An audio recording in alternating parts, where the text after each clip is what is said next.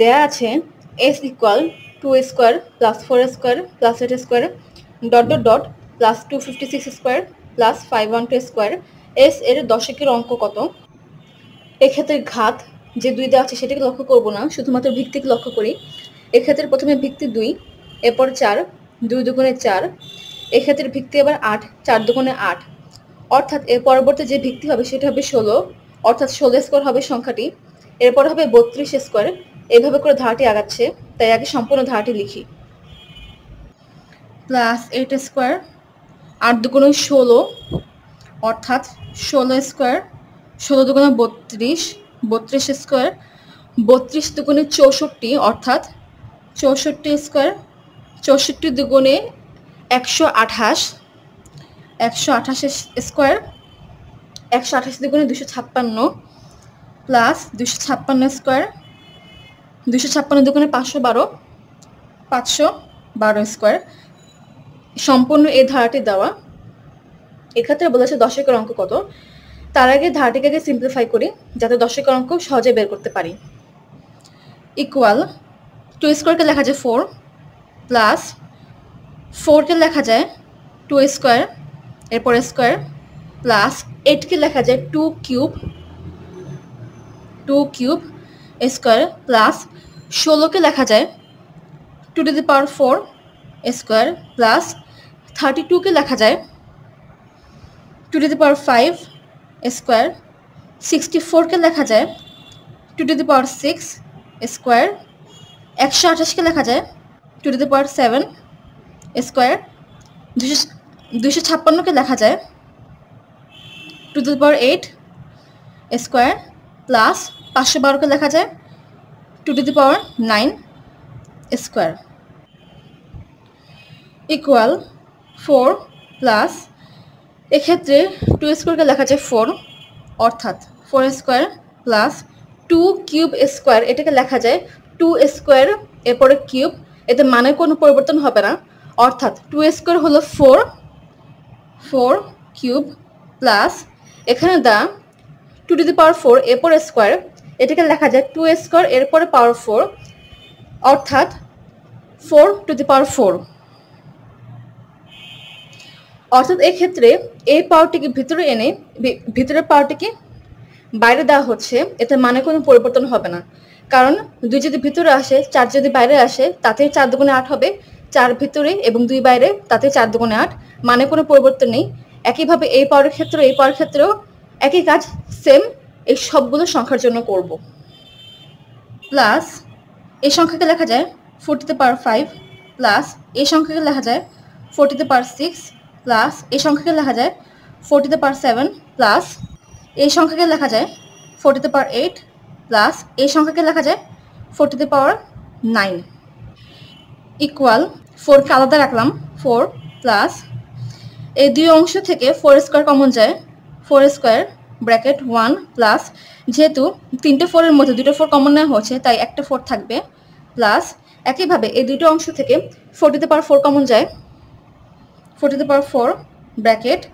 1 plus 4 plus এই দুটো অংশ থেকে 4 টু দি পাওয়ার 6 কমন যায়, 4 two the power 6 bracket 1 plus 4 plus এই দুটো অংশ থেকে 4 টু দি পাওয়ার 8 কমন যায়, অর্থাৎ 4 two the power 8 bracket 1 plus 4 equal 4 plus এটাকে লেখা যায় 5 ইন্টু 4 স্কোয়ার, 5 ইন্টু 4 স্কোয়ার। একইভাবে খেয়াল করো এটাও কিন্তু 5 ইন্টু 4 টু দি পাওয়ার 4, অর্থাৎ এই দুই অংশ থেকে 5 ইন্টু 4 স্কোয়ার কমন যায়, তাহলে এই দুই অংশকে একত্রে লিখলে হবে 1 plus 4 two the power 2 bracket plus এক্ষেত্রে 4 two the power 6, 4 two the power 8, অর্থাৎ এই দুই অংশ থেকে 4 টু দি পাওয়ার 6 কমন যায়, আবার 1 প্লাস 4 5, 1 প্লাস 4 5, এই দুই অংশ থেকেও কিন্তু 5 কমন যায়, অর্থাৎ 5 into 4 two the power 6 bracket এই অংশ সম্পূর্ণ কমন নেওয়া হয়েছে, অর্থাৎ এক্ষেত্রে হবে 1 plus 4 two the power 6 common নেওয়া হয়েছে, অর্থাৎ হবে 4 two the power 2 bracket equal 4 plus 5 into 4 4 16 bracket 4 4 16, 16 যোগ 1 17 প্লাস 5 ইন্টু 4 টু দি পাওয়ার 6 কে লেখা যায় 4 square into 4 two the power 4 into 4 square 16 plus 1 17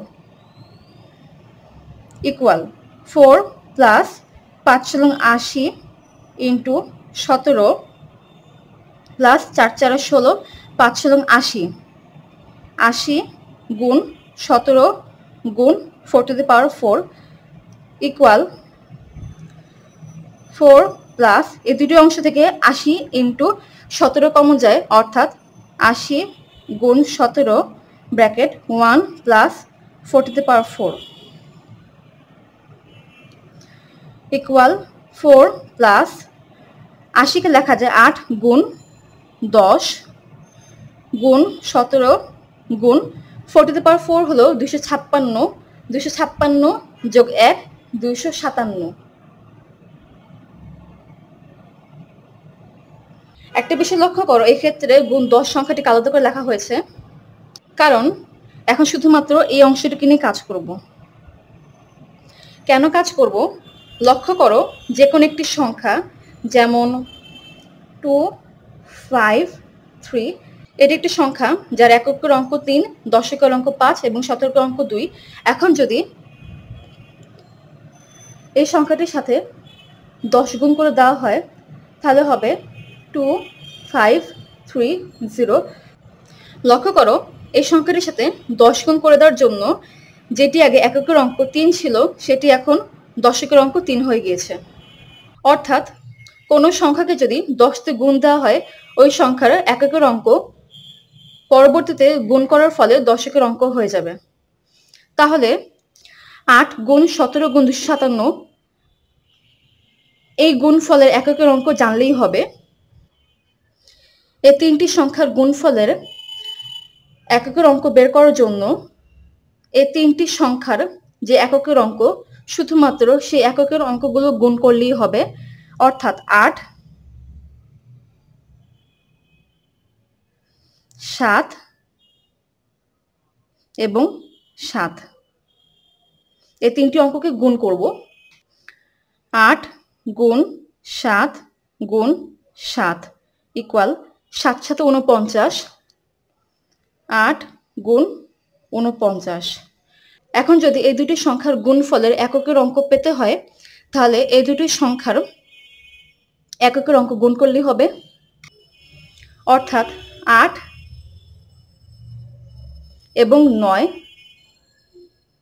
এই দুটি অঙ্ককে গুণ করব 8 গুণ 9 সমান 72 72 সংখ্যাটির এককের অঙ্ক 2 অর্থাৎ এই তিনটি সংখ্যাকে গুণ করলে যে গুণফল আসবে তার এককের অঙ্ক 2 8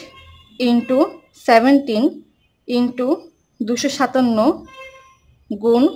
10 এই সম্পূর্ণ সংখ্যাটিকে গুণ করলে তার এককের অঙ্ক হবে 0 এবং দশকের অঙ্ক হবে 2 লক্ষ্য করো এক্ষেত্রে যেহেতু 4 প্লাস ছিল তাই এই সম্পূর্ণ সংখ্যাটির সাথে যদি 4 কে প্লাস করে দিই 20 এর সাথেও 4 প্লাস হবে 20 প্লাস 4 24 অর্থাৎ এই সম্পূর্ণ সংখ্যাটির এককের অঙ্ক হলো 4 এবং দশকের অঙ্ক 2 তাই এস এর দশকের অঙ্ক হবে 2 এটাই অ্যান্সার আবার যদি এক্ষেত্রে যে সংখ্যাগুলো দেওয়া আছে তাদেরকে যদি সম্পূর্ণভাবে যোগ করা হয় তাহলে সে যোগফলটি আসবে 3 4 9 5